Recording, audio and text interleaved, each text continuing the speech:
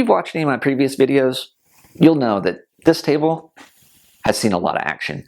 I built this to be a multi-purpose table, outfeed table, assembly table, router table, all that good stuff, but that was for my smaller garage that we used for storage and my shop. Now, this garage is all shop. There's no storage out here, which is awesome, but that just means that this is kind of antiquated. So what I'm going to do is start breaking it apart. I'm going to build a standalone assembly table. I'm going to build a table saw stand with its own outfeed table. And today what we're going to do is build a router table. So join me for that. We're going to put this together. I got the plans from John Malecki, and we're just going to follow that. So let's break down this plywood and get this thing put together.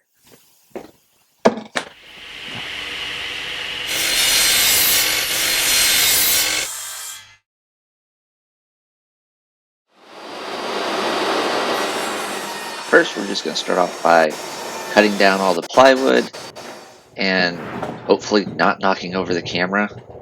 This thing danced around a lot. It was scary. Whoa. Once I put the camera in a safe spot, I continued cutting down all the plywood, just getting all the strips and long cuts done. I decided that doing it in this order was the best. I'm not very good at making those decisions sometimes, but you know, it worked out this time. For making all the miter cuts, I use a stop block. The first one I put down on my oscillating sanding table. The next one I put down here closer to the camera. And there's a lot of cuts, so keep this in mind. Something to always remember is to mark the pieces that you're making. J, J, S.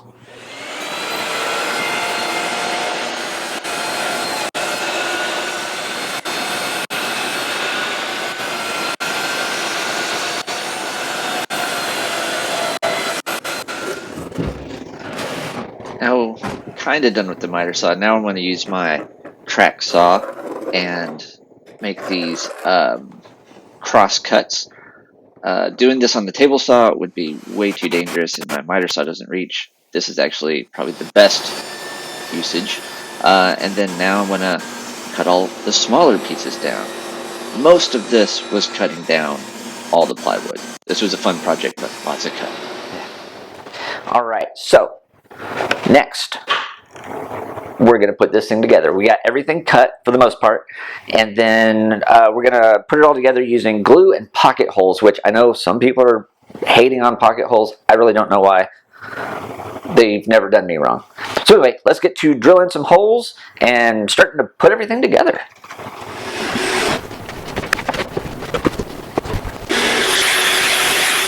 Thousand years later. Okay, so now we're going to pocket hole these things together. Pocket holes can be weird because the way they work is they drill in, so they're kind of pushing everything apart. So keeping everything lined up is pretty important. Craig makes these clamps that specifically go in to the pocket hole, which is nice to hold it together. And then we got some 90-degree, I don't know what they're called, clamp holds.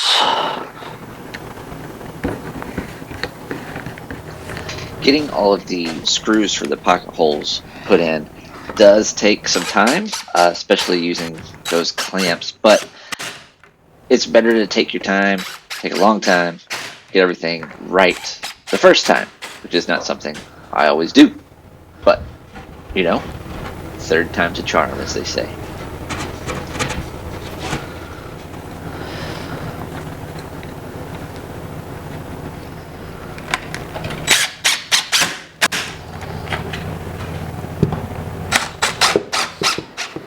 So these are going to be our spacers.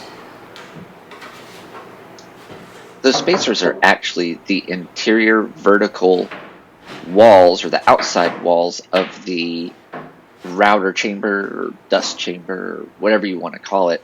But using those as the spacers then sets perfectly the space, so when you put the walls in, everything lines up, everything's square. So here I'm using the same technique, and these spacers are actually 1/4 inch larger than they need to be, just to give us some wiggle room for the actual shelf and the slides. And while I have it here, I'll go ahead and put on the casters, and then use my superhuman strength to get it tipped over so I can put in the other vertical pieces.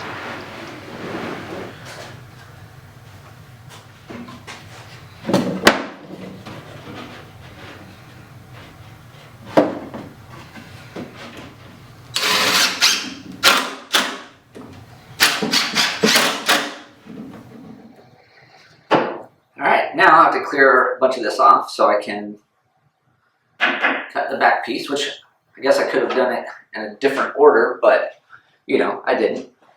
So, oh well. So, we're going to start with start putting our port for the dust collection in. Using a hole saw, one thing that I do recommend, if you do this, is throw the clutch on, because, or I don't know what it's called, but like, so it doesn't jerk. Hopefully you don't have to see what I'm talking about, but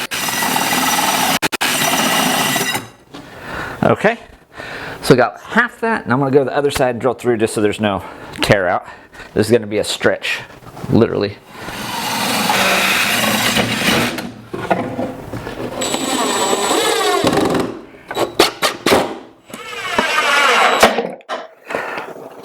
All right.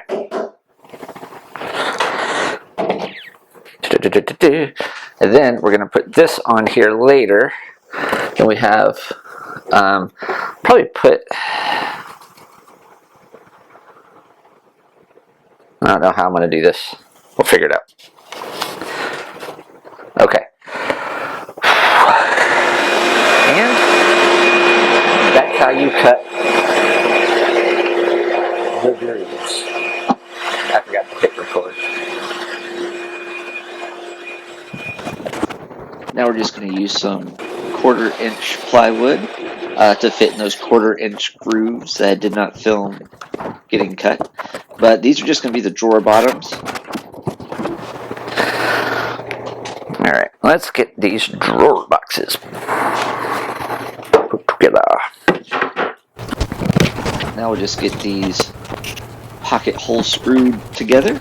I'm just going to make basically a box or square, and the back of the drawers, that piece is shorter, so you can slide that piece of 1/4 inch plywood in just like that. And then I'll throw some brad nails here in the back, boop, boop, boop, just to hold this bottom in, but let's put the other one together first. Alright, let's put these drawers in. We've got here our 22-inch slides. We've got these shims. Never used them. Let's see what they're all about. Oh wait, no. Maybe that's not how you're supposed to open it. No. Seems right. Alright. So, we take the halves apart. And then I line mine up right at it lined up at the front, which I did. Uh-oh. Right there.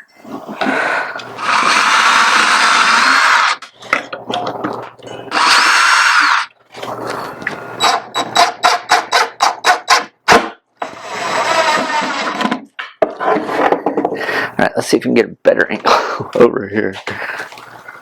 Not me being super in the way.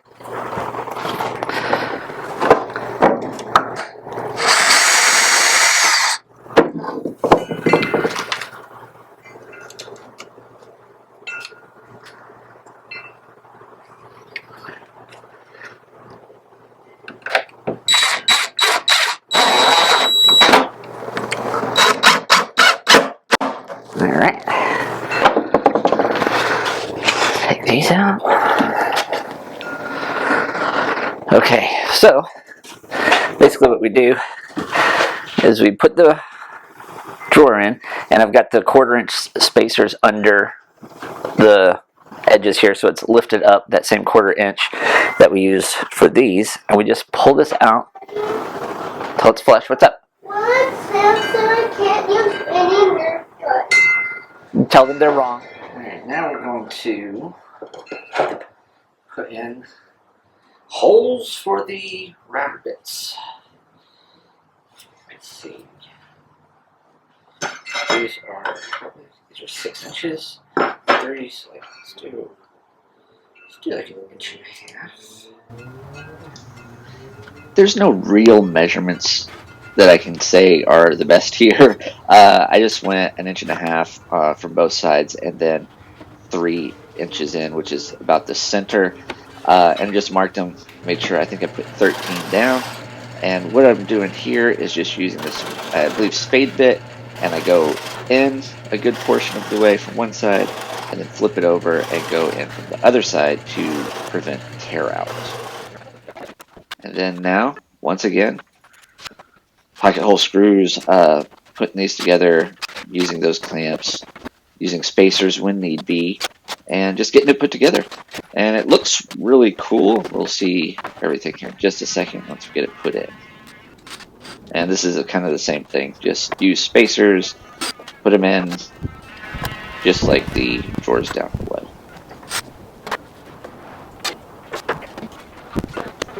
Now you might notice that there's a panel glue up right there. You might be asking, when did that happen? Well, the answer is now. Now, as you can see, basically this is just a regular old panel glue up. Cut the 2 pieces down to the size of the tabletop that I want, which is just a hair under 36 inches, 2 foot wide. These are just 2 by 4 pieces of 3/4 inch MDF. And I'm just going to weight it down and clamp it and let it sit overnight. And then I'll come and unclamp it and get the weights off of it. Oh my god. Heavy.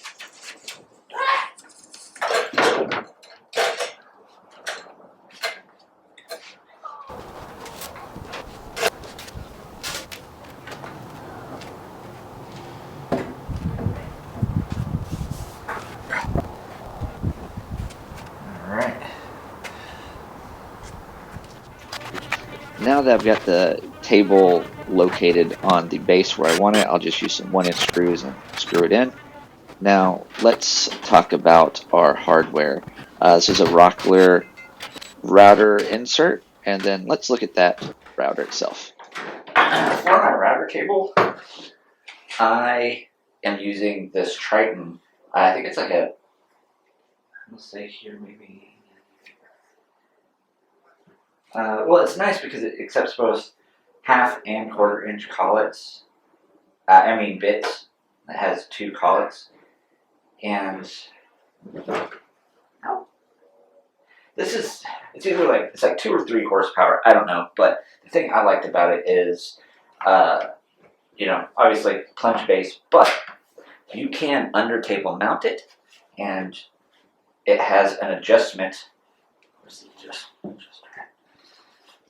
Here, and this is typically spring loaded in here, but for undermounting you take the spring out, and then this is like the micro adjuster, but it comes with a bit that you can put through the table, raise and lower it. It has a soft start, it has a brake on it, and it's also a 1 tool bit change, so it's pretty nice overall. I recommend this highly if you're looking for a router. Here I am going to center the table insert as best I can and then move it towards the back about 3/4 inch. Then I just have to trace it, figure out where I need to put the router, and then just kind of set up a grid to route it out. And I just go a little depth at a time. I took the insert and got the depth I needed, and then now I just put little spacers along the fence and start going as deep as I can, to then get the jigsaw. And what this does is it leaves a lip for the router table insert to sit on, as you'll see right here, and it's a perfect fit.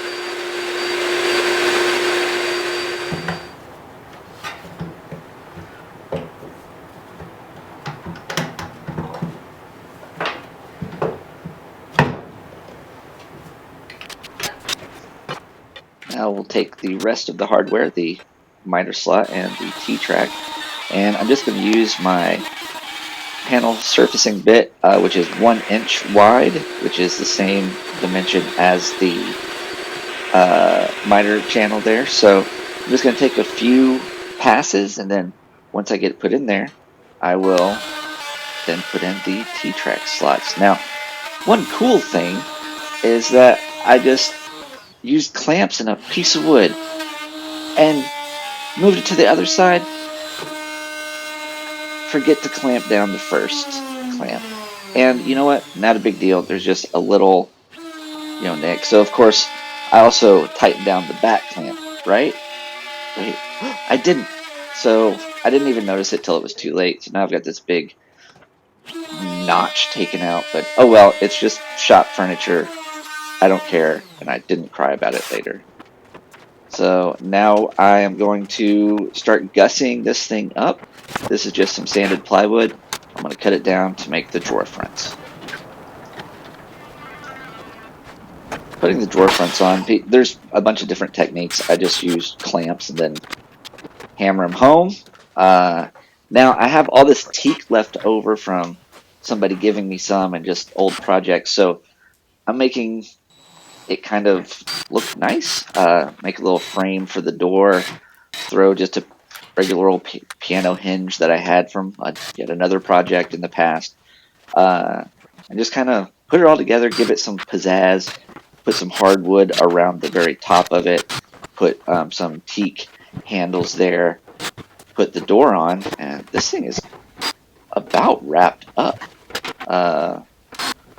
Getting the door straight was not super easy, but once I did, man, it was a snug fit.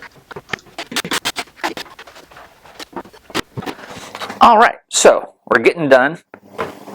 This I put on, this is the main safety feature in all equipment really, is the stop button. I put it up here. Some people put it on the side, on the front. I like it here because it's visually there. If something goes awry while I'm routing something, just out of the corner of my eye, I can go for it. Down here, that's also easily in reach, but it's kind of blind. So there's that. Now I'm working on getting the dust collection put on here. It's just a piece of PVC with a coupler, 90 degrees. Typically you want to stay away from 90-degree turns, but it's not that big of a deal, I guess, in this instance. But yeah, we have this here, and then this will be for the fence, which is yet to be built, but it'll be right here, and I hope that works out. I think it should. Open it, close it. So yeah, that basically completes this. I'm going to load it up with everything. All my router parts that are all over the shop will now be in one spot, which I'm super happy about. And yeah, thanks for watching. If you have any questions or comments, put them down below, and stay tuned for the next one. All right, thanks.